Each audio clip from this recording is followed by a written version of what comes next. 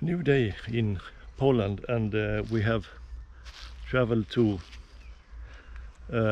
not so good place, or the feeling is hard to describe, but we are at the Stutthof concentration camp here in northern Poland, and we have just been guided around this camp, which is now just, as you can see here, it's just a little portion left of the original camp. I will show you a map of how big it was a bit later, but here of course you see the railroad tracks that were transporting material, prisoners and so on, because we saw these tracks many miles before we got here, so we were thinking that these must be very old tracks because they are quite narrow. And also here you can see the gallows where people were executed also, that maybe had broke the rules of the camp, or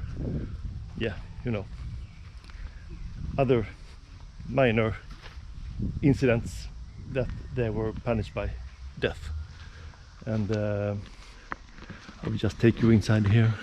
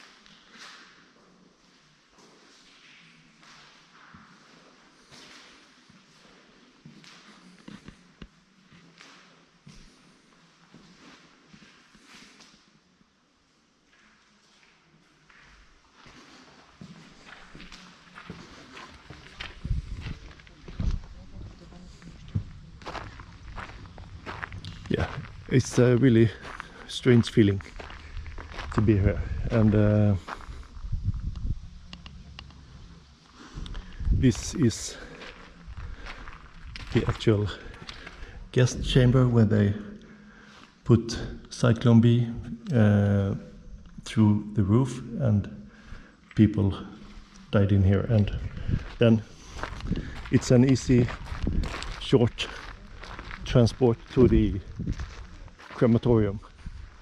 So yeah, it's really strange feeling being at a place like this where so many bad things has happened. So these foundations you see here is former barracks that have been torn down after the war. A lot of building material was needed, so the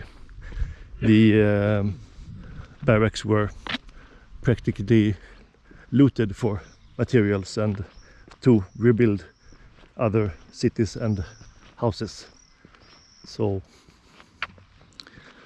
and I don't think I mentioned it before, but this is a really small part that is now part of the museum, and the area was actually 10 times bigger than it is now.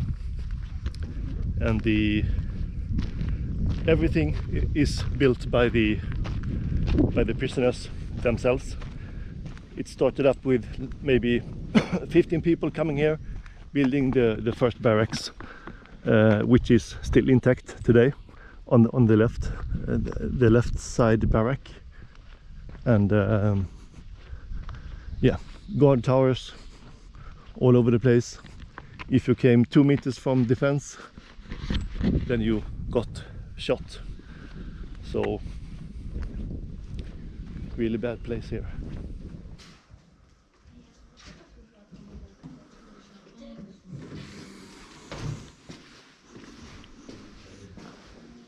So this was the public washrooms, and the prisoners had access to this 40 minutes per day. In the morning, I think, where they had the chance to wash up, go to the toilet, as you see here, and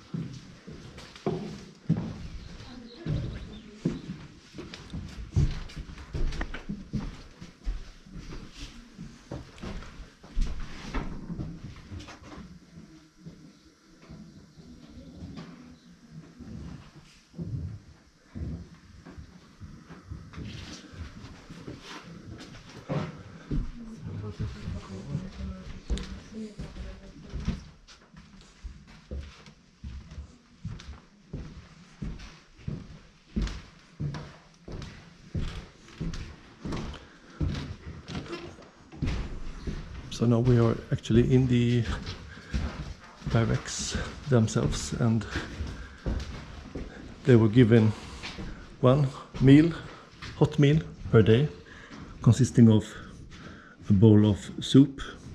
Then they had some bread and water in the morning, and as you can see from all the pictures, everybody was suffering from too low calories and lack of nutrition. And this is the most of the time the people were sleeping on the floor, but then in the end they added these bunk beds, and 4 people slept in each bed, but you couldn't lie down, so people sat 2 on each row, sleeping with their feet together.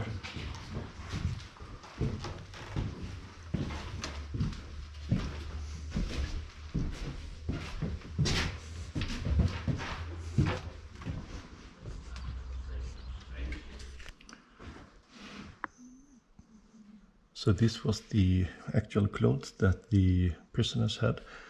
They had a number, unique of course. You don't have a name in these concentration camps, and the J stands for that you are a Jew, and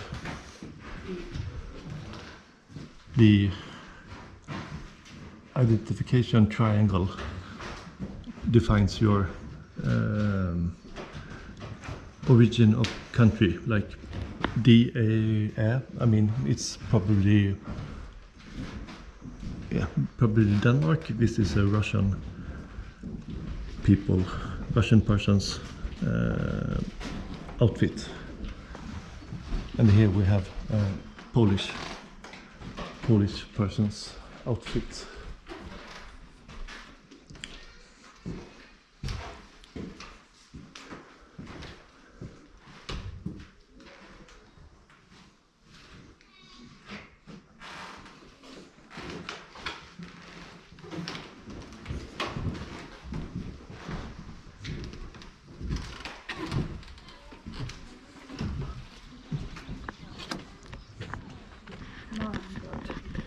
Mama.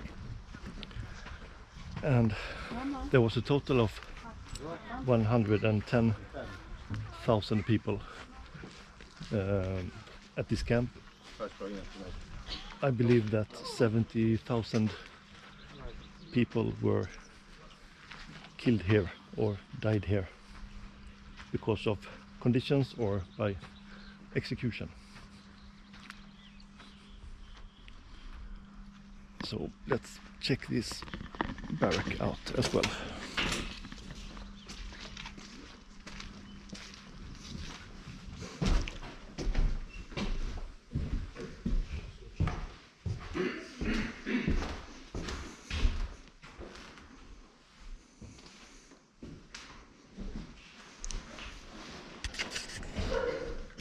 So I will show you how the camp started out, being built by a few people like this. We are now in the right building here, and the workers arrived here and began building the camp themselves. And now I will show you the actual size of the camp, in how it looked when it was completed. I mean, it probably weren't ever completed because it were growing all the time. So this is how it looked when the war ended. And as you see over here is where we are right now, in this barrack over here, and the crematorium which we visited before. So everything in this part is the museum today. All the other parts are destroyed, and all the other barracks. So yeah, this was the size of the camp when the war ended.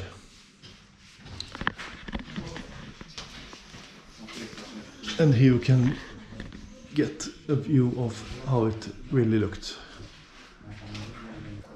when the war ended. So we're now leaving the camp, and this is the entrance, like a guard tower.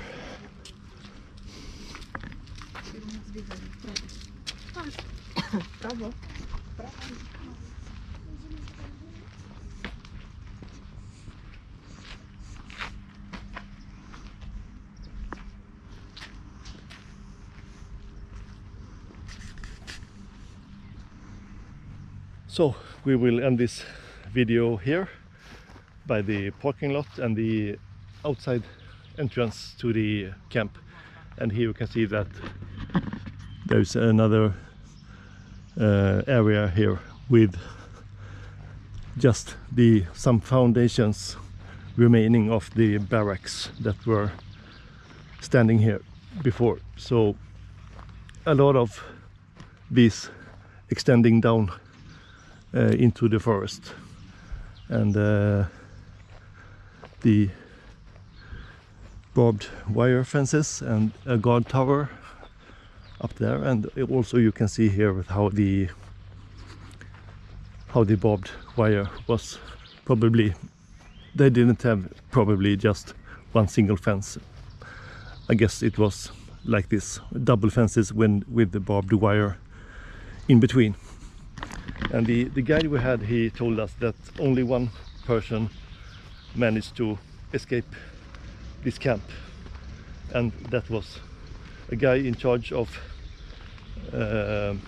taking care of the people's clothes that were arriving. So he stole some clothes and put them under his prison uniform, and was pretending to repair the fence, and then he wandered off in the woods and actually managed to escape in the end. So one person escaped from this camp. So that will be the end of this quite sad but very important video, I should say.